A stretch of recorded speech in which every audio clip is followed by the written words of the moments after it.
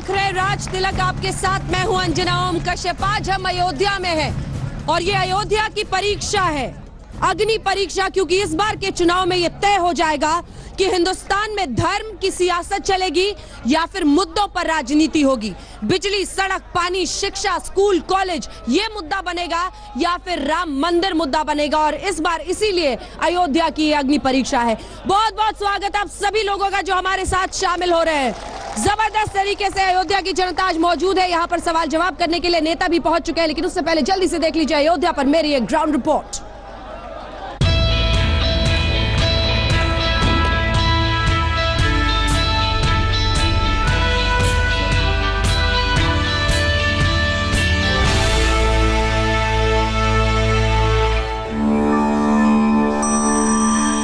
भगवान राम की नगरी अयोध्या, उत्तर प्रदेश का प्रमुख तीर्थ स्थान।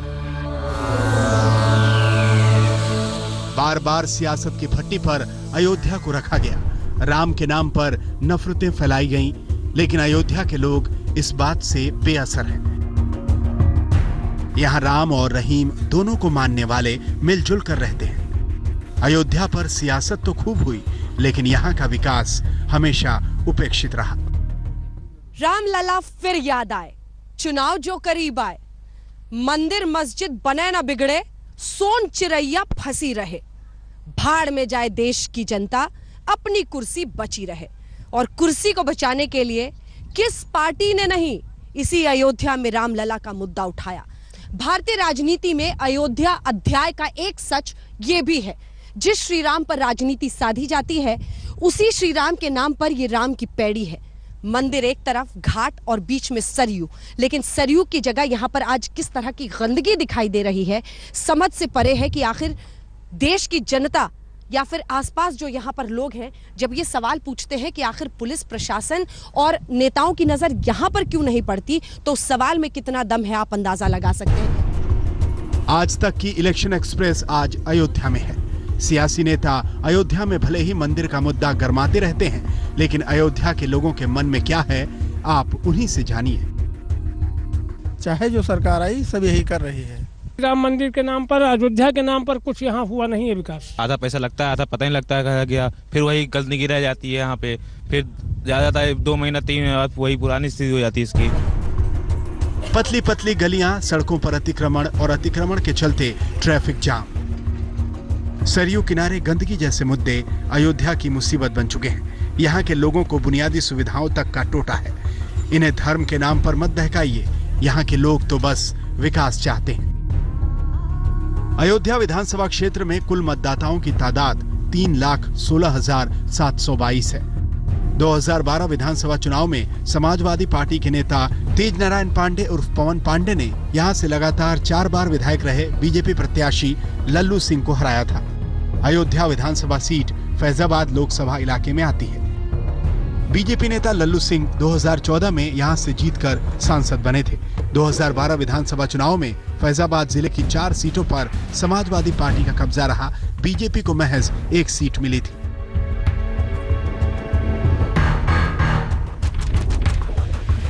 हर चुनाव से पहले भगवान राम की नगरी अयोध्या चर्चा में आ जाती है, क्योंकि रहनुमाओं को अयोध्या की याद चुनाव के वक्त ही आती है। सवाल यह है कि अयोध्या की सुधि आखिर कौन लेगा?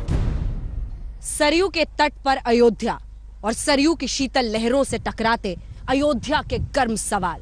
वो सवाल ये कि धर्म और धर्म के आधार पर वोट बांटने की राजनीति कब खत्म होगी, कब तरक्की की राह पर अयोध्या तेज दौड़ पाएगी। कैमरामैन मोहसिन के साथ अंजना ओम कश्यप, अयोध्या आज तक। अब आइए आपका पहचान आपकी उन खास मेहमानों से कर दें जो हमारे साथ इस चर्चा में शामिल होने वाले हैं। सबसे पहले भारतीय जनता पार्टी की तरफ से अवधेश पांडे बादल साहब का तालियों के साथ स्वागत कीजिए।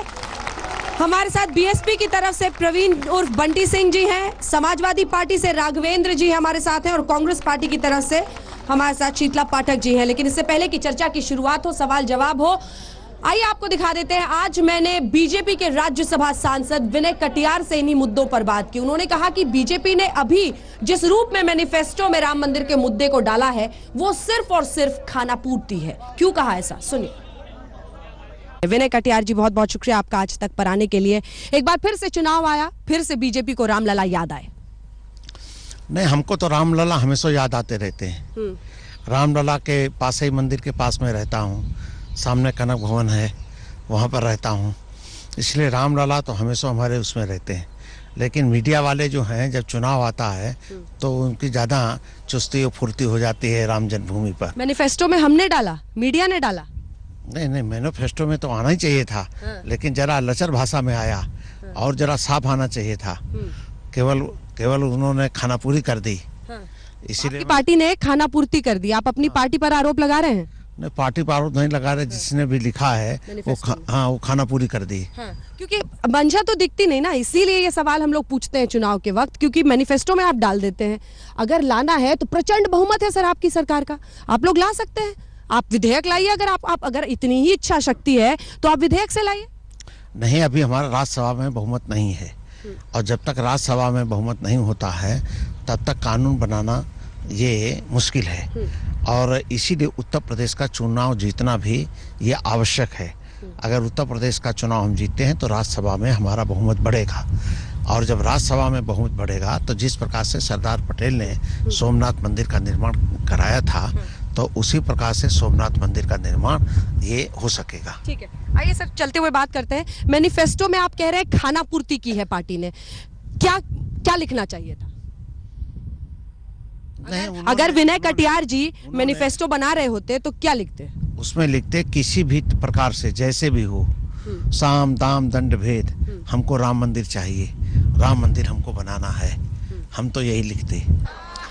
तो ये आपने विनय कटियार से खास बातचीत मेरी देखी, लेकिन एक सवाल यहाँ पर जल्दी से ले लेते हैं, जिसके बाद हम आपको वो रिपोर्ट दिखाएंगे जिसमें राजनीति अब कसाब तक पहुंच गई है। निकली कहां से थी, जिसमें रावण का जिक्र हुआ, उसके बाद गधे का भी जिक्र आ गया, अब कसाब पर जाकर टिका है शमशान और कब्रिस्तान के बाद। लेकिन उससे पहले एक सवाल यहाँ से जल्दी पूछिए। जी, मेरा सवाल भारतीय जनता पार्टी के प्रतिनिधि जी से है।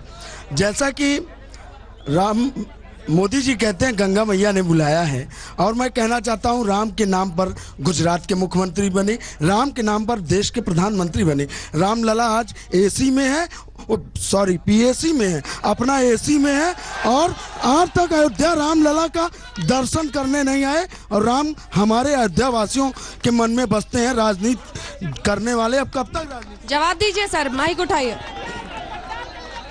इस देश के विनय कटियार ने भी कहा कि खाना पूर्ति की है पार्टी ने डालकर। भारतीय जनता पार्टी ने सांस्कृतिक विरासत के हिस्से में राम मंदिर निर्माण की जिक्र की है, और भारतीय जनता पार्टी ने कहा है कि भारतीय जनता पार्टी संविधान के दायरे में रह करके राम मंदिर निर्माण की प्रबल पक्षधर है। जहां तक मेरे एक ऑडियंस ने सवाल किया है, तो मैं इनको नसीहत देना चाहता हूं, धैर्य रखें। मोदी जी अयोध्या आएंगे, उनका स्वागत करें, और एक पहले प्रधानमंत्री हैं कि प्रधानमंत्री बनने के बाद गंगा की आरती करते हैं, प्रधानमंत्री बनने के बाद पशुपतिनाथ का दर्शन करते हैं, प्रधानमंत्री बनने के बाद रुद्राक्ष की माला पहन करके भारतीय संस्कृति के आवरण में, भारतीय संस्कृति के परिवेश में, भारतीय संस्कृति की परंपरा के आधार पर काम करने वाले हैं। 125 करोड़ की जनता की बात करने वाले, बहुत ताली बज रही है। एक सेकंड ये दिखाइए विशाल जी, बहुत ताली बज रही है। एक सेकंड ये ठीक नहीं है, ये ठीक नहीं है। दर्शन करने जरूर आएंगे सर। एक सेकंड ये ठीक नहीं है सर, समझ नहीं आता। इधर देखिए, अरे हुजूर इधर देखिए, समझ नहीं आता कि आपकी बात पर हंसा जाए या रोया जाए, क्योंकि आप भी जानते हैं कि आपके पास प्रचंड बहुमत लोकसभा में है लेकिन राज्यसभा में नहीं है, कोर्ट में मामला लंबित है, तो आप कर तो कुछ सकते नहीं ना, आप विधेयक या कानून लाकर बनवा सकते हैं, लेकिन धीरे से मैनिफेस्टो में चोर रास्ते से घुसा देते हैं, क्योंकि आप इसके प्रबल पक्षधर का मतलब क्या होता है? मुझे लगता है कि आप एक मीडिया का वर्ग मुद्दे को डाइवर्ट करना चाहता है। जहां यहाँ पर लोग विकास की बात करते हैं, वहां आप लोग जानबूझ करके राम मंदिर का मुद्दा बार बार छेड़ते हैं। 2014 में भी हमने वही बात कही थी, आज भी वही बात कह रहा हूं, और राम मंदिर का निर्माण सभी संतों की उत्कंठा है, स्थानीय लोगों की उत्कंठा है, स्थानीय लोगों के मन में राम बसते हैं। राम हमारे आस्था के विषय हैं, राम हमारे लिए राजनीति के विषय कभी नहीं रहे। ठीक है, एक सेकंड, ये सब कहने की और बातें। एक सेकंड, आप लोग बहुत ताली बजा रहे थे, जरा आपसे सुनना चाहते हैं, कैसे आपको भरोसा होता है, क्योंकि इतने साल से कहा गया है किया कुछ नहीं गया। देखिए, हमारे देश को बिना किसी धर्म में बांटे हुए पहली बार कोई ऐसा व्यक्तित्व मिला है जो देश में बिना किसी भेदभाव के समस्त कार्य को कर रहा है। मुझे लगता है कि एक बार ऐसे व्यक्तित्व के धनी व्यक्ति को हमारे देश की जनता को अवसर देना चाहिए और यह पूर्ण विश्वास है कि रामलला आएंगे और रामलला का मंदिर यहाँ बनेगा। एक सेकंड, आप लोग इतना शोर करेंगे तो शो करना मुश्किल हो जाएगा, ये ठीक नहीं है, शांत हो जाइए। एक बात बताइए, जो उस शख्स ने प्रश्न पूछा उसको आप समझ पाए, क्या बोला उसने? उन्होंने कहा मोदी जी अयोध्या कब आएंगे। इतनी बार ये मुद्दा उठा, उन्होंने कहा कि कब से बीजेपी इस मुद्दे को उठा रही है, इसकी वजह से पद पर पहुंचते हैं लोग, सब कुछ हो जाता है, सबको सब कुछ मिलता है, लेकिन राम मंदिर रामलला को मिलता नहीं। मैं अपने उस भाई को जवाब देना चाहता हूं कि इसी चुनाव के बाद 2017 में उनको जवाब मांगने की आवश्यकता नहीं पड़ेगी उत्तर प्रदेश की। क्यों आपको भरोसा होता है कि 2017 में बन जाए?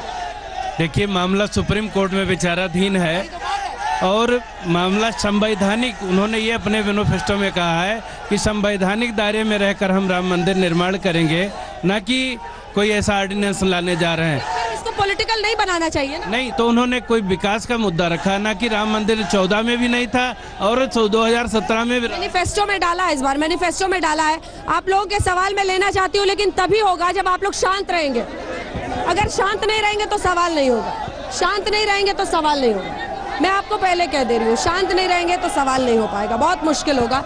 आप उठिए, सवाल। मैम, मेरा सवाल ये है कि अभी अखिलेश सरकार ने दावा किया कि जब मोदी ने वाराणसी को अपना क्षेत्र बनाया तो एक बार डीएम साहब मुझसे मिलने आए और उन्होंने कहा कि आप क्या बिजली देने का पूरा सवाल पूछे मैम जी। तो मेरा ये मानना है कि अयोध्या के लिए अखिलेश सरकार का ये दोयम दर्जे का व्यवहार हमेशा से क्यों रहता है? जवाब दीजिए।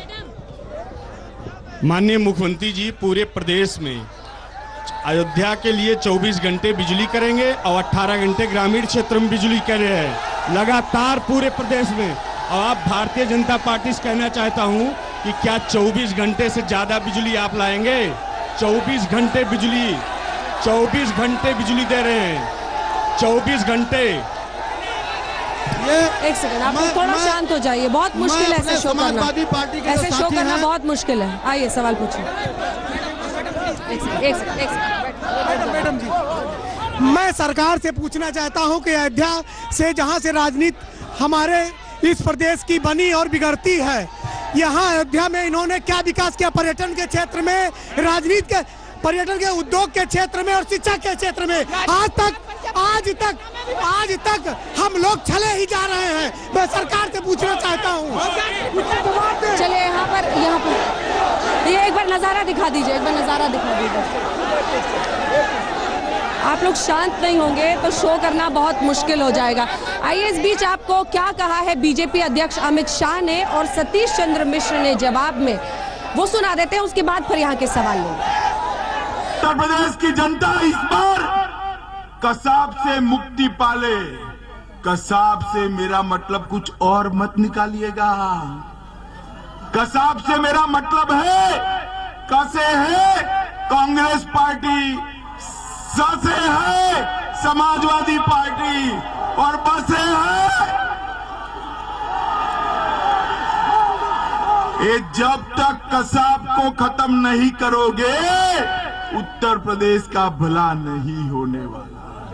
जब शमशान की बात प्रधानमंत्री कर रहे हैं, 150 पहले मारे हैं, अब पता नहीं कितने मरने वाले हैं, क्या योजना है उनकी, ये पता ही नहीं। किसी को कुछ ना कुछ गंभीर योजना होगी।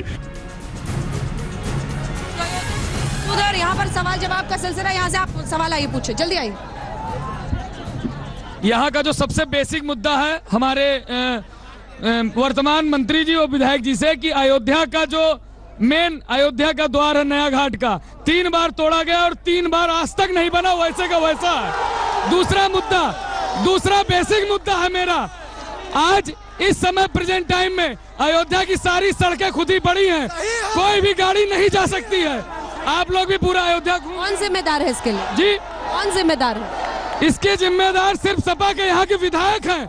आज तक उन्होंने विधायक निधि का उपयोग नहीं किया, अपना घर बनाने में उपयोग किया उसका। आप सब जानते हैं इस चीज को। सारे सवाल आप ही के लिए हो रहे हैं।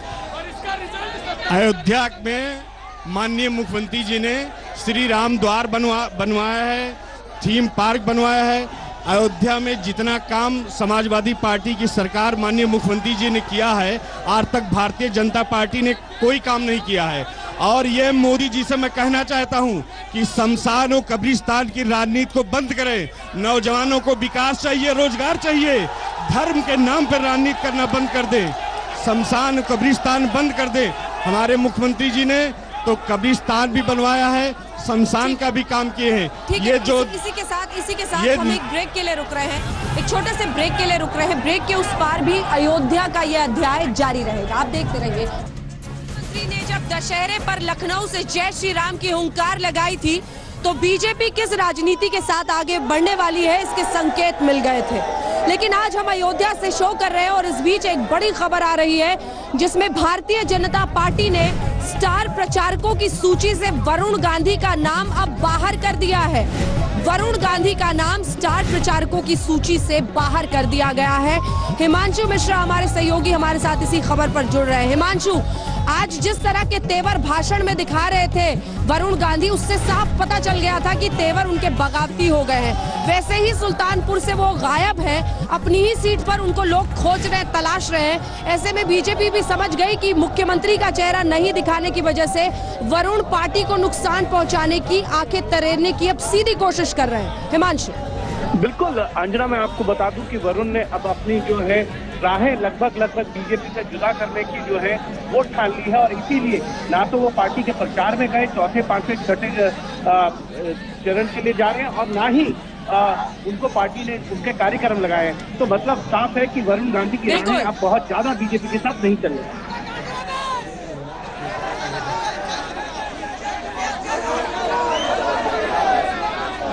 बिल्कुल, इस बीच क्यों ना अपने दर्शकों को जल्दी से दिखा दे जरा सोन गांधी, जो कि प्रधानमंत्री नरेंद्र मोदी के बड़े भाई हैं, वो वाराणसी में भारतीय जनता पार्टी के लिए दरअसल प्रचार कर रहे हैं। वरुण गांधी का नाम स्टार प्रचारकों की सूची से बाहर चला गया है और प्रधानमंत्री के बड़े भाई सोन मोदी वो इस वक्त प्रचार कर रहे हैं, वाराणसी में प्रत्याशियों के लिए वोट मांग रहे हैं। देखिए, चुनाव चल रहा है ना, तो चुनाव के बारे में देखने के लिए आया हूँ, लोगों से मिलने के लिए आया हूँ। लोगों से प्रशस्ति मिलती है कि नरेंद्र भाई बहुत अच्छा काम कर रहे हैं, तो यहाँ पर भी यूपी में भी सरकार बीजेपी की बन जाएगी तो और अच्छा काम होगा। जिस तरह की संभावनाएं हैं, संभावना तो आप तय कर सकते हैं ना। नहीं, और क्षेत्रों में जाना है कि केवल एक ही क्षेत्र में? वो भी पता नहीं मेरे को, अभी कब तक बना रहे? 2-3 दिन रुकने वाला हूँ। नहीं, जैसे दक्षिणी में कल से आप प्रचार कर रहे हैं, आज भी आप दक्षिणी हाँ, नहीं यहाँ देखिए, मैं यहाँ पर जो कुछ भी कहता हूँ ना, तो बनारस की 8 सीटों के लिए बात करता हूँ। ये 8 सीट जितना है। हाँ, आपका आशीर्वाद मिलेंगे ना। जिस तरह जी, एक अहम सा सवाल, बनारस में भाजपा का घर माना जाता है, लेकिन टिकट बंटवारे के बाद जिस तरह से लोगों में टिकट बंटवारे का काम मेरा नहीं है। जिस तरह से लोगों ने टिकट बंटवारे का सुनिए, टिकट बंटवारे का काम मेरा नहीं है, उसकी सोच भी मेरी नहीं है। मैं नीलकंठ जी को नाम से जानता था, आज पहली दफे मिला हूँ। मैं किसकी सिफारिश करूंगा कि इनको टिकट दो, इनको दो? वो संभव नहीं है मेरे लिए। जिस तरह से कांग्रेस हमलावर तेवर अपनाए हुए मोदी जी के काम को वो पचा नहीं पा रहे। ये तो लोग ने पचाया है ना, कांग्रेस पचाया न पचाया उसकी क्या मतलब है? लोगों ने पचा लिया है, बस यही काफी है। क्या रिजल्ट के टाइम पे बनारस रहेंगे? यूपी रिजल्ट किस दिन आएगा? 11 तारीख? अभी पता नहीं मेरे को। आपने कहा कि 12 तारीख को रहेंगे। 12 तारीख को बाद मिलेंगे, मैंने ऐसा कहा। हाँ, यानी कि जब आऊंगा मिलेंगे। प्रधानमंत्री मोदी जी के कार्यक्रम से, कार्यों से कितनी संतुष्टि है, जो उम्मीदें थी? मैंने अभी आपसे कहा कि भाई साहब वो चाचा बोल रहे थे, उनको आप रिकॉर्ड कर दीजिए वो क्या कह रहे थे। मैं कुछ भी कहूंगा, लेकिन सही बात ये लोग जो कहते हैं, और ये तो जिस तरह से मुझे पहचानते हैं, लेकिन नरेंद्र मोदी के भाई के तौर पे जिस तरह से मेरे साथ बात करते हैं, जो भाव से बात करते हैं, मुझे लगता है कि उनका काम बहुत बढ़िया है, तभी जाके उन लोगों को मेरे पर इतना आदर है ना, नहीं तो मेरा तो कोई संबंध नहीं किसी के साथ। अब बारी अयोध्या की जनता की है। आइए सवाल जवाब का सिलसिला शुरू करते हैं। सर उठिए, आप एक कवि भी हैं और कवि किस तरह से अपनी बात कहेगा अयोध्या के बारे में? विकास के नाम पे कविता समर्पित है कि एक दिन विकास मंत्री जी दौरे पर निकल पड़े, निरीक्षण करने गांव का दफ्तर से चल पड़े। गांव के ही मोड़ पर कीचड़ भरा हुआ था, गंदे नाले का पानी वहां भीषण भरा हुआ था। मंत्री जी की गाड़ी उसी कीचड़ में धंस गई। अब क्या करे, नैया भंवर के बीच फंस गई। मैंने कहा श्रीमान आप नहीं समझेंगे इसमें क्या भेद है, ये मेरे गांव का विकास है, रुकावट के लिए खेद है, रुकावट के लिए खेद है, रुकावट के लिए खेद। तो चलिए इन कुछ लाइनों में जितनी तालियां बजी उससे आप अंदाजा लगा सके होंगे। एक सेकंड, आप जरा इधर आइए, इधर एक सेकंड इधर आइए विक्रम, आप जरा इधर आइए। एक सेकंड, क्या नाम है तुम्हारा? राहुल यादव। ये जो तुम यहाँ पे नेतागिरी कर रहे हो और सबको यहाँ पर शोर मचवा रहे हो, ये तुम देखो समाजवादी पार्टी की टोपी है, नीचे दिखाइए, ये देखिए, ये समाजवादी पार्टी की टोपी है और तुम यहाँ नेतागिरी कर रहे हो, सबको भड़का रहे हो, शोर मचा रहे हो, ये ठीक है? मैं किसी को भड़काया नहीं हूँ।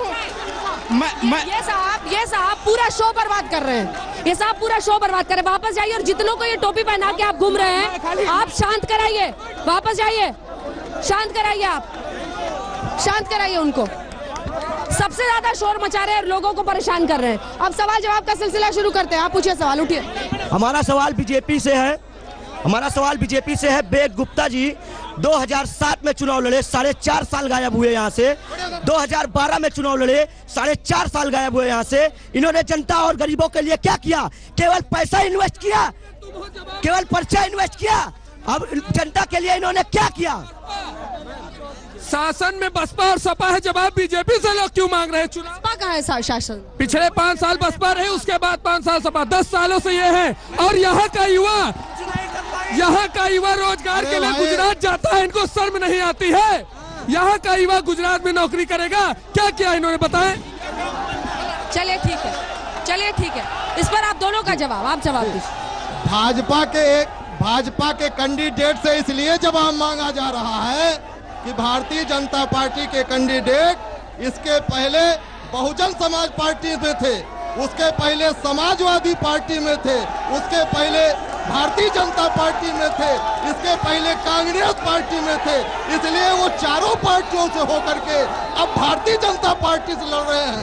इसलिए उन पर बड़ी जिम्मेदारी है कि भारतीय जनता पार्टी जो भारतीय झूठ पार्टी के नाम से है, उसमें कितना झूठ और इजाफा करेंगे ये बताने का काम करें। कांग्रेस पार्टी के, मैं आ रही हूँ सर, एक सेकंड जरा। कांग्रेस पार्टी का कुछ है भी यहाँ पर, कुछ यहाँ पर है आपका? एक वक्त पर ये सीट हुआ करती थी, अब तो आप लोग जमीन पूरी तरह से खो चुके हैं। अच्छा, आप बीएसपी से, आप कांग्रेस से, सॉरी बीएसपी से। उनका कहना था कि 5-5 साल आप लोग शासन में रहे हैं, आप लोगों ने बेड़ा गर्क कर दिया मिलके उत्तर प्रदेश का। हमने तो, इनकी तो सरकार स्टेट में भी है और केंद्र में भी है, तो केंद्र वाले से मैं पूछना चाह रहा हूँ, एक ने तो भगवान राम को ठग लिया और स्टेट वाले ने अपने बाप को ठग लिया, तो ये तो दोनों एक दूसरे के पूरक है। ये उनकी दंगा प्रकोष्ठ पार्टी है, समाजवादी पार्टी, बीजेपी की दंगा प्रकोष्ठ पार्टी है।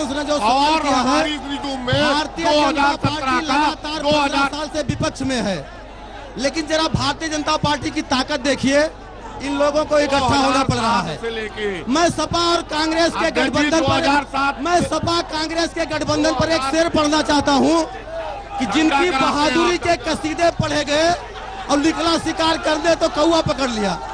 ये 15 साल से फेसबुक लाइव के जरिए 2 सवाल पूछ रहे हैं। ऋतु का सवाल है कि मंदिर मस्जिद का इशू, ऋतु का फेसबुक लाइव पर सवाल है, मंदिर मस्जिद का मुद्दा नहीं चलता है, फिर भी आप लोग चलाते हैं। आपका जवाब इस पर? यादव सिंह के प्रकरण में शामिल हुए हैं, कांग्रेस का जो घोटालों का दशक रहा है उसमें सभी साथी हैं। ये घोटालों को, ये ठग बंधन है, ये कोई गठबंधन नहीं है। चलिए अगला सवाल है। आप लोग शांत हो जाइए प्लीज, आपसे बार-बार रिक्वेस्ट कर रही हूँ, इतना मुश्किल है, मैं सवाल ले रही हूँ। फेसबुक लाइव के जरिए एक और सवाल है फहीम खान का। एक इंटरमीडिएट कॉलेज है यहाँ गर्ल्स का, जहाँ पर लड़कियां खुद ही जाती हैं उस कॉलेज में, ताला खोलती हैं, झाड़ू मारती हैं, सफाई करती हैं, पढ़ाई करती हैं। ये तो आपके सरकारी कॉलेजेस की हालत है, उस पर आपका जवाब? हमारे माननीय मुख्यमंत्री जी ने जितने कॉलेज चाहे आश्रम पद्धत विद्यालय हो, हमारे कॉलेज ये जो साकेत कॉलेज है, सारे कॉलेजों में मनोहर लाल हो, चाहे जीआईसी हो, जितने भी कॉलेज शिक्षा के क्षेत्र में हमारी सरकार द्वारा चलाए जा रहे हैं, ऐसा कोई कॉलेज हमें तो जानकारी में नहीं है। ये भारतीय जनता पार्टी वाले, भारतीय झूठ पार्टी वाले जो हैं, वो लोग केवल मुद्दे से भटकाना चाहते हैं। ऐसा कोई काम इनका नहीं है। नहीं सुन पा रहे, अगर आप लोग शांत नहीं रहेंगे तो सवाल जवाब नहीं हो पाएगा। सवाल जवाब एक लड़का यहाँ पर बीजेपी पहले शांत रहिए, पहले शांत होइए, पहले शांत होइए। मैं बीजेपी से सॉरी बीजेपी से मैं क्वेश्चन करना चाहता हूं कि भगवान राम और विवेकानंद जी और भगत सिंह के नाम पर कब तक राजनीति करती रहेगी? इन शहीदों को अपना बताती है क्या? ये शहीद देश के नहीं है। यहाँ पे भगवान राम के साथ ये छल कर रहे हैं, कब तक करते रहेंगे? विकास के नाम पे जीरो है मोदी जी। भगवान राम पर ज्यादातर लोगों के सवाल है, थोड़ा सा आप लोग इंतजार कीजिए, कोई किसी को सुन नहीं पा रहा है। बंद कीजिए, ये बंद कीजिए, आप लोग बार बार बोल रही हूँ आपको, बंद कीजिए। मेरा समाजवादी पार्टी से सर आपके लिए सवाल। मैं इससे मेरे यूपी के सारे विभागों में एक ही जाति विशेष की नियुक्तियां होती है, इसके बारे में क्या कहना चाहते हैं? समाजवादी पार्टी सरकार की जो भी कार्यक्रम नीतियां हैं, एक वर्ग के लिए, सभी जाति वर्ग धर्म के लिए है। चाहे 108 102 एम्बुलेंस हो, समाजवादी पेंशन हो, समाजवादी साइकिल क्या हो, जितना भी काम हुआ सभी हमारे सरकार ने सभी जात वर्ग धर्म के लिए किया। अगर जो भी क्वालिफाई, चाहे पुलिस की भर्ती थी, पुलिस के भर्ती में लोग कई इटावा मैनपुरी लोग भर गए, अपने क्षेत्र में जाकर के देख लिए, सभी जात वर्ग धर्म के लोग शामिल हुए हैं। रद्द कर देती है। और दूसरे स्वास्थ्य शिक्षा पे कितना खर्चा करती, बजट क्या देती है? 5 साल में महिलाओं के लिए उन्होंने क्या किया? 10-90 को छोड़ के उसके लिए उन्होंने क्या किया? छोड़ रही है, 10-90 हो, 102 108 हो, इसके पहले सरकार थी। उनके स्वास्थ्य, उनके शिक्षा के लिए आप लोगों ने पूरे क्या किया? देश में भारतीय जनता पार्टी शासित प्रदेश, मध्य प्रदेश, राजस्थान, गुजरात, सब जगह अपराध, बलात्कार, हत्या सारी मुक्त है। जितना भारतीय जनता पार्टी शासित प्रदेश है। सरयू नदी की लहरें बहुत शीतल हैं, लेकिन सवाल बहुत गर्म है। इस हिस्से से भी मैं सवाल लूंगी, एक छोटे से ब्रेक के बाद लौट रहे हैं। उम्मीद है कि तब तक थोड़े शांत हो जाएंगे। फौरन लौट रहे हैं, आप देखते रहिए राज तिलक। मैं सपा सरकार से पूछना चाहता हूं कि अयोध्या राम जी की नगरी है, यहाँ पे सरकारी अयोध्या शोध संस्थान में राम लीला और राम कथा चलती थी, उसको आप लोगों ने बंद क्यों करा? जवाब दीजिए, क्यों बंद करा? राम कथा संग्रहालय माननीय समाजवादी पार्टी सरकार ने किया। मैं भारतीय जनता पार्टी के साथियों से पूछना चाहता हूं कि आप भारतीय जनता पार्टी काम अयोध्या में बता दे क्या किया? जो भी किया समाजवादी पार्टी ने किया, चाहे राम की पैड़ी हो, राम कथा संग्रहालय हो, जितना भी काम किया, चाहे एसी का शौचालय हो, कानून व्यवस्था की ये स्थिति हो गई है पार्टी ने कि किया। छोटी बच्चियों को रेप अटेम्प्ट होते हैं। अभी कल की एक घटना है खोजनपुर की। कानून व्यवस्था पर भी आप ही से सवाल है सर। वो कह रही है बच्चियों के रेप होते हैं, कानून व्यवस्था बदहाल है। कानून व्यवस्था उत्तर प्रदेश से ज्यादा किसी देश में नहीं है। जितना भारतीय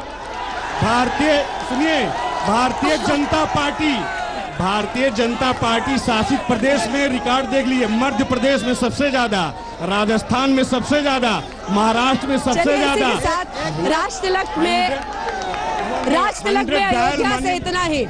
समाजवादी पार्टी के नेता दावा कर रहे हैं कि कानून व्यवस्था उत्तर प्रदेश में पूरे देश में सबसे अच्छी है। अब आप ही तय कीजिए।